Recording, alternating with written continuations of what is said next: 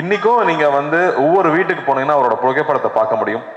ஒண்ணு அதுக்கு பொட்டு வச்சு மாலை போட்டு சாமி கும்பிட்டு இருப்பாங்க, இல்லாட்டி பெருமையா அந்த முகத்தை பார்க்கணுங்கிறதுக்காக வச்சிருப்பாங்க. அப்படி ஒரு பெரிய ஐகான். அவர் வெறும் 60s 90s 70s 80sல இருந்த ஒரு நடிகர் இல்லை, அவர் ஒரு எமோஷன், அவர் ஒரு தனி சகாப்தம். அவர் மாதிரி யாருமே சொல்ல முடியாது. அவர் வாழ்க்கையில சந்திக்காத கஷ்டம் கிடையாது. ஆனா அவரு மாதிரி மக்கள் நேயம், அவரு மாதிரி தாராள குணம் அப்படி யாருமே நம்ம சொல்லிடவே முடியாது. அவர் சாதாரண ஆள் கிடையாது.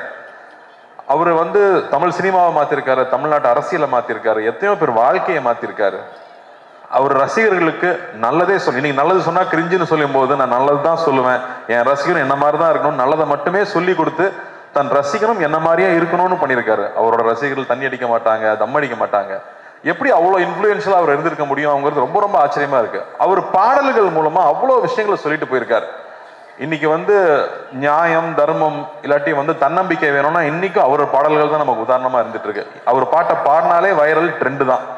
அப்படி ஒருத்தர் அவர் நம்ம பண்ண போறோங்கிறது ரொம்ப ரொம்ப பயமா இருந்துச்சு.